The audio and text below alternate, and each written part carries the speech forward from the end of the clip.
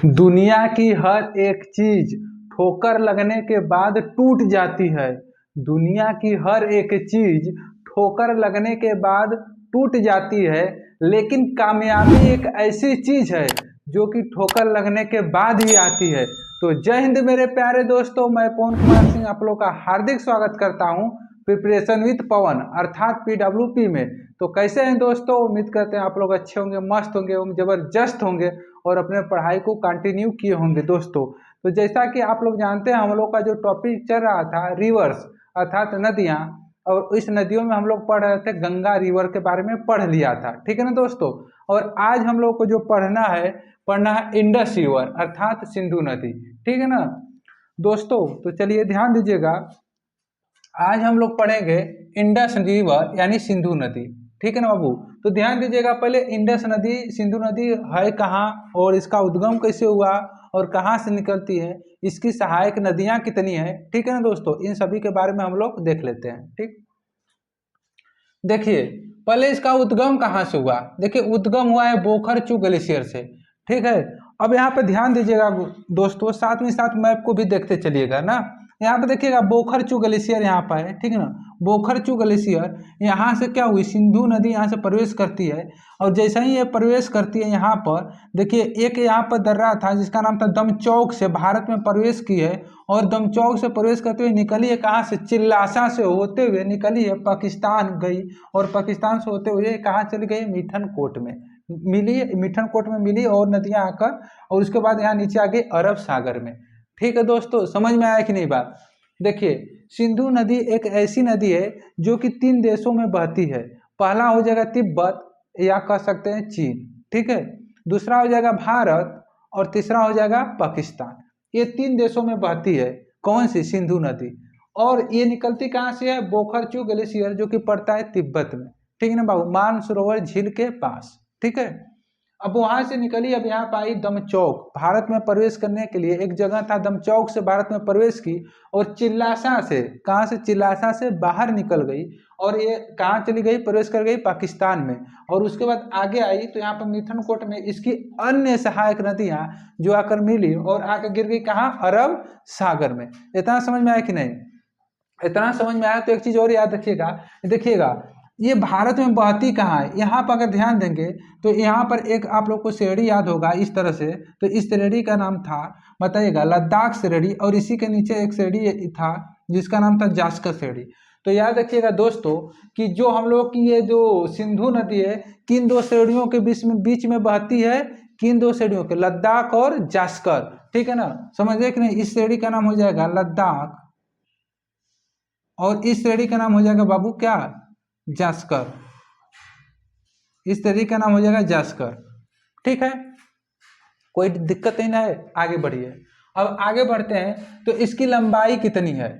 देखिए सिंधु नदी की जो लंबाई है 28,080 मीटर, सॉरी इसको कह सकते हैं आप लोग 2880 किलोमीटर, या इसी को कह सकते हैं 2880 किलोमीटर। क्लियर हुआ कि नहीं, 2880 किलोमीटर बोल सकते हैं या 2880 बोल सकते हैं। हमने तो याद किया है दोस्तों 2880, आप लोग जैसे इच्छा करें उसे याद कर लीजिएगा, ठीक है ना। चलिए तो फिर उसके बाद आगे बढ़ते हैं। तो अब इसकी सहायक नदियाँ, देखिए सिंधु की बहुत सारी सहायक नदियाँ हैं। देखिए यहाँ पर जैसे हो गई, ऊपर जाएंगे तो इधर होती है क्या, इधर देखिए सिंधु नदी बह रही है इस दिशा में, इधर से आ रही है यहाँ से इस तरह, और यहाँ पर देखिए जिस दिशा में नदी बहती है उसका एक बायां होता है एक दायां होता है।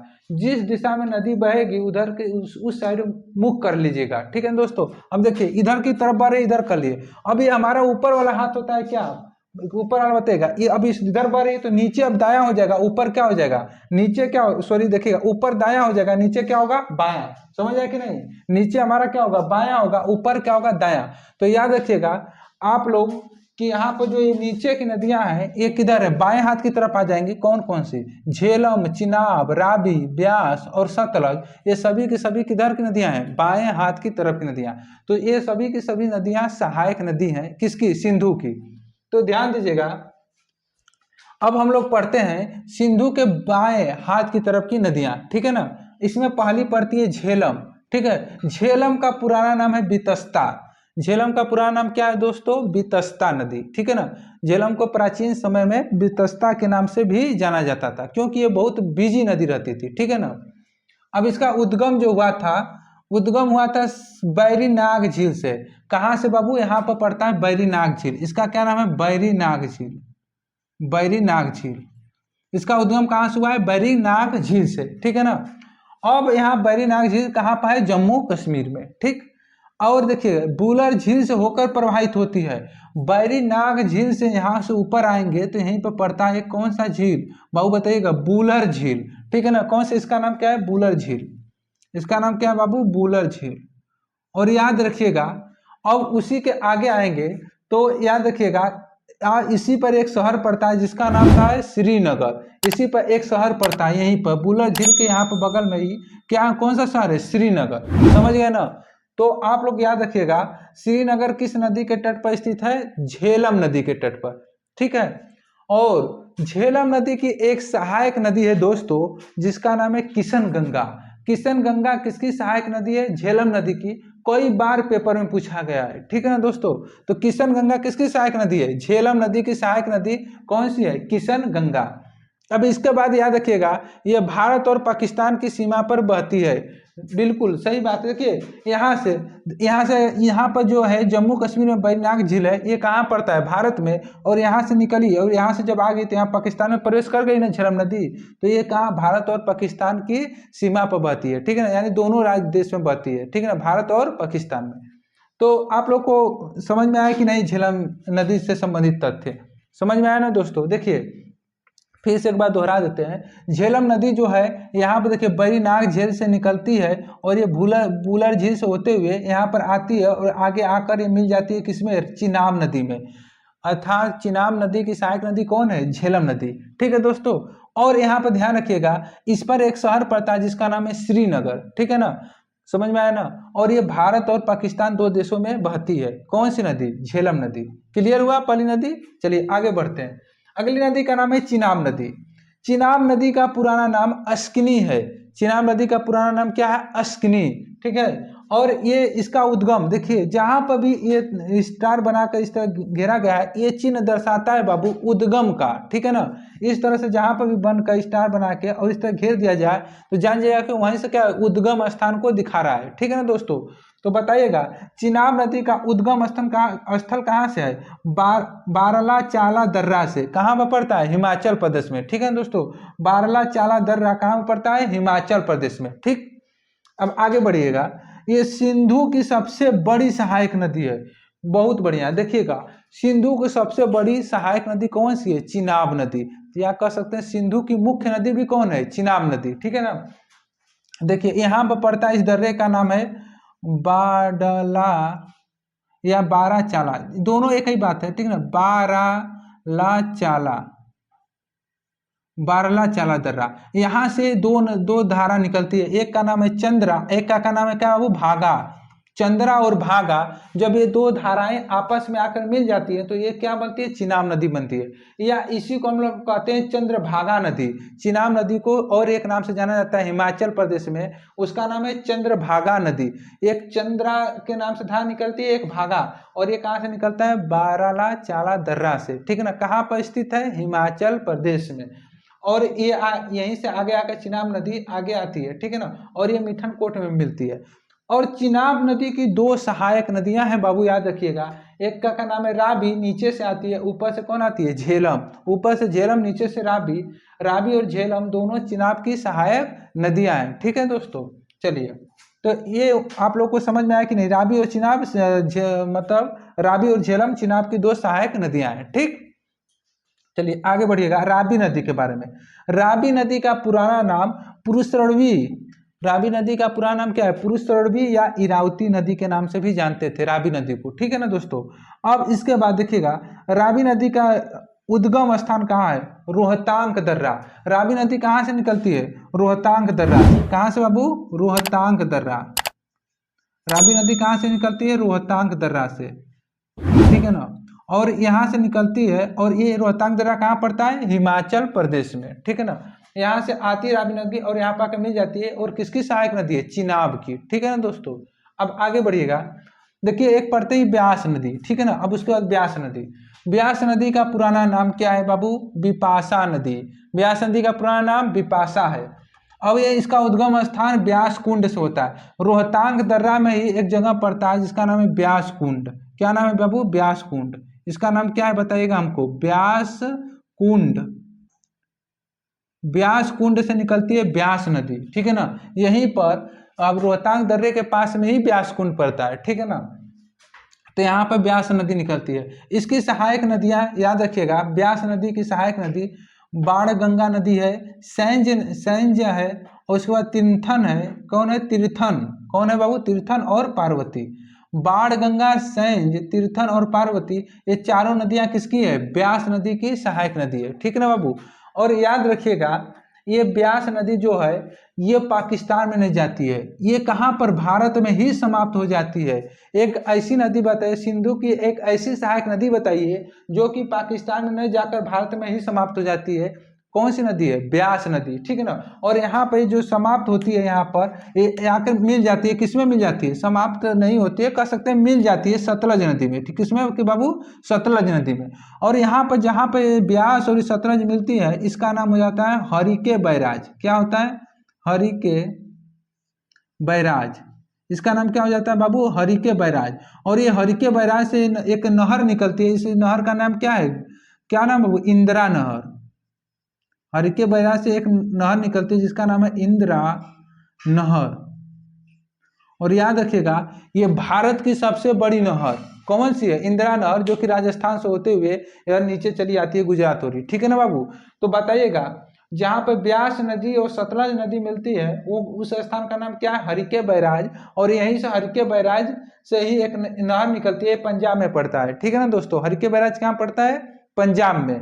और हरिके बैराज से एक नहर निकलती है जिसका नाम है इंदिरा नहर, ठीक है, जो कि भारत की सबसे बड़ी नहर है। समझ में आया कि नहीं? समझ गए ना। अब देखिए अब अगली नदी का नाम है सतलज नदी। अगली नदी का बाबू क्या नाम है? सतलज नदी। सतलज नदी का पुराना नाम सतुद्री के नाम से भी जाना जाता था। सतलज नदी को पुराने जमाने में, प्राचीन समय में सतुद्री के नाम से भी जाना जाता था, ठीक है। और इसका उद्गम स्थान कहाँ से हुआ था? राक्षस ताल झील, तिब्बत से। देखिए राक्षस ताल झील कहाँ पर है? तिब्बत में। मानसरोवर झील के पास में ही एक झील पड़ती है जिसका नाम है राक्षस ताल झील, ठीक है ना दोस्तों। राक्षस ताल झील से निकलती है कौन सी नदी? सतलज नदी। और यहाँ पर देखिएगा, यहाँ पर एक देखिएगा आप लोग, यहाँ पर एक दर्रा पड़ता है, ठीक है ना। इस दर्रे का नाम क्या है? शिवकिला दर्रा, ठीक है ना बाबू। शिवकिला दर्रा, ठीक है ना। यहाँ पर एक दर्रा पड़ता है जिसका नाम है शिवकिला दर्रा, ठीक है। राक्षस ताल झील से यहाँ पर शिवकिला दर्रा से होते हुए इस तरह से शिवकिला दर्रा बनेगा, ठीक है ना। होते हुए सतलज नदी आती है पंजाब से होते हुए इस तरह आकर यहाँ पर मीठन कोट में, कहाँ पर? मीठन कोट में आकर मिल जाती है, ठीक है ना बाबू। लेकिन याद रखिएगा किस दर्रे से प्रवेश करती है भारत में? शिवकिला दर्रा से। कौन सी नदी? सतलज नदी, ठीक है ना। निकलती कहाँ से? राक्षस ताल झील से। कहाँ से? तिब्बत से। भारत में देखिए तिब्बत में भी बहती है जो कौन नदी? सतलज नदी। देखिए तीन ये देश में बहती है सतलज नदी, यहाँ पर तिब्बत में भी बहती है, भारत में भी बहती है, और उसके बाद कह सकते हैं पाकिस्तान में भी बहती है, ठीक है ना दोस्तों। तो ये बात समझ में आई कि नहीं? ये राक्षस ट्रेन से ये भारत में शिवकिला दर्रा से प्रवेश करती है, ठीक है। देखिए यहाँ पर प्रवेश करी है कहाँ से? शिवकिला दर्रा से, ठीक है दोस्तों। और यहीं पर जहाँ पर ब्यास नदी और सतलज नदी मिलती है उसी का नाम है हरिके बैराज। यहीं से एक नहर निकली जिसका नाम है इंदिरा नहर, जो कि भारत की सबसे बड़ी नहर है, ठीक है दोस्तों। अब आगे बढ़िएगा, तो आगे बढ़ेंगे आप लोग तो देखेंगे ये सभी की सभी नदियाँ जो कि आकर क्या हो गई? आकर कहाँ हो गई? तीनों की सभी पांचों नदियां, ठीक है ना, ये पांच को है, ठीक है ना। पांचों आकर कहाँ? मीठन कोट में मिल गई, ठीक है दोस्तों। जब ये पांचों मीठन कोट में मिल गई तो इसे हम लोग कहते हैं पंचनद। इसे क्या कहते हैं बाबू? पंचनद के नाम से जाना जाता है। इस पांचों नदियों को हम लोग किस नाम से जानते हैं? पंचनद, यानी पांच नदियां, ठीक है। इसी के नाम पर नाम पड़ा है किसका? पंजाब का। पंजाब का नाम इसी के नाम पर पड़ा है, पंचनद के नाम से, क्योंकि यहाँ पर पांच नदियां बहती हैं, ठीक है ना। तो याद रखिएगा मीठन कोट में ये पांचों नदियां आकर मिल जाती है, ठीक है दोस्तों। लेकिन याद रखिएगा सतलज की एक सहायक नदियां तीन तो है जिसका नाम है स्वां नदी। स्वां नदी किसकी सहायक नदी है? सतलज की और स्पीति नदी और नोंगली नदी किसकी नदी है सहायक नदी, बताएगा बाबू, सतलज की। तो याद रखिएगा सतलज की 3 सहायक नदियां हैं, स्वान नदी, स्पीति नदी और नोंगली नदी, ठीक है ना बाबू। तो आप लोग को ये समझ में आया कि नहीं। अब देखिए जब हम इस तरफ हो गए तो अब बताएगा, ये हमने तो पढ़ लिया था किधर, बाएं हाथ की नदियां। अब दाएं हाथ का तो रह गया है ना बाबू। देखिए ऊपर से आती है जैसे कि नुब्रा हो गई और ये सभी की सभी नदियां आती हैं, जो श्लोक हो गई, गिलगिट नदियां हो गई, ऊपर से आती हैं। तो उन सबको भी यहाँ पर देख लीजिएगा। सिंधु की दाएं हाथ की नदियां, ठीक है ना बाबू, सिंधु के दाएं हाथ की नदियां में हो जाएगी श्लोक नदी, ठीक है ना, और गिलगिट नदी। देखिए नदियां बहुत इंपॉर्टेंट है, सहायक नदियां पेपर में सबसे ज्यादा पूछी जाती है, इसलिए आप लोग सहायक नदियों को ध्यान में बिल्कुल रखिएगा, ठीक है ना बाबू। तो यहाँ पर देखिए सिंधु की दाएं हाथ की नदी सहायक में श्लोक नदी हो गई, श्लोक, उसके बाद गिलगिट, उसके बाद जास्कर नदी हो गई, फिर नुब्रा नदी हो गई, और ये एक होती है हुंजा नदी, ठीक है ना बाबू, याद रखिएगा हुंजा नदी, ठीक है ना। तो श्लोक नदी, गिलगिट नदी, जास्कर, नुब्रा और ये हुंजा नदी, ये सभी की सभी नदियां क्या है, आप कह सकते हैं सिंधु के दाएं हाथ की तरफ की नदियां, यानी ऊपर से ये सब नदियां आती हैं, यहाँ से नुब्रा निकलती है, यहाँ से शोक निकलती है, यहाँ से गिलगिट निकलती है, ठीक है ना, गिलगिट वाले से, समझ आया ना बाबू। इस तरह से आप आकर ये सभी के सभी सियाचिन ग्लेशियर से भी नुब्रा नदी निकलती है, इस तरह करके, ठीक है बाबू। तो ये ऊपर से आकर नदियां इसमें आकर मिल जाती है सिंधु में सहायक नदियां, ठीक, कोई दिक्कत नहीं ना है।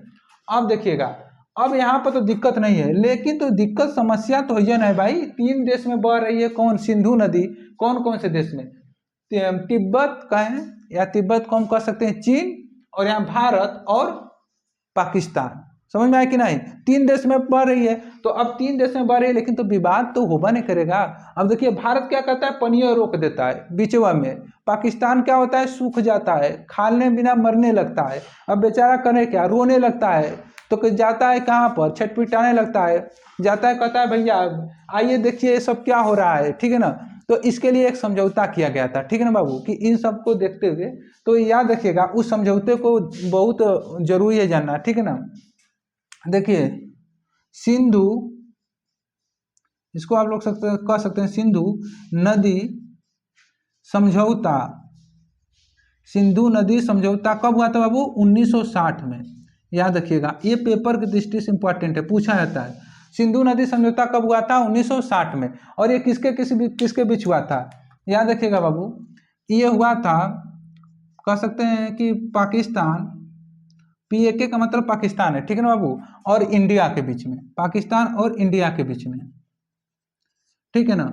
और इन दोनों के बीच में मध्यस्थता कौन किया था, वर्ल्ड बैंक, ठीक है ना, मध्यस्थता कौन किया था, वर्ल्ड बैंक, वर्ल्ड बैंक, ठीक है ना। इन दोनों के बीच में मध्यस्थता कौन किया था बाबू, वर्ल्ड बैंक। अर्थात कह सकते हैं सिंधु नदी समझौता जो 1960 में हुआ था, इसके अध्यक्ष कौन बनाए गए थे, वर्ल्ड बैंक का अध्यक्षता इसने किया था, ठीक है ना बाबू। अब इस समझौता के तहत देखिएगा इसमें क्या था, इसमें देखिए कितनी नदियां हैं बाबू, देखिए 6 नदियां आती हैं। तो ऊपर की ये जो 3 नदियां हैं सिंधु, झेलम और चिनाब, इन 3 नदियों का पानी 80% किसके पास जाएगा, किसके पास, पाकिस्तान के पास, और 20% इंडिया के पास। और यह नीचे की जो 3 नदियां हैं रावी, ब्यास और सतलज, इसका पानी 80% इंडिया के पास होगा और 20% पानी किसके पास जाएगा, पाकिस्तान के पास, ठीक है ना दोस्तों। तो आइए इसको लिख लीजिएगा, देखिएगा यहाँ पर अगर बात किया जाए तो यहाँ पर हो जाएगा ऊपर की 3 नदियां कौन कौन सी हैं, सिंधु, झेलम, चिनाब, ठीक है ना। तो यहाँ पर लिखिएगा सिंधु, झेलम, इस तरह लिख लीजिए, सिंधु, झेलम और उसके बाद चिनाब, सिंधु, झेलम, चिनाब, इन तीनों का 80% पानी किसके पास जाएगा, पाकिस्तान के पास, और 20% पानी किसके पास बाबू, बताइएगा, 20% इंडिया के पास, 20% इंडिया के पास, 20% इंडिया के पास रहेगा, और ये 80% PAK के पास रहेगा, ठीक है ना, समझे कि नहीं इस बात को।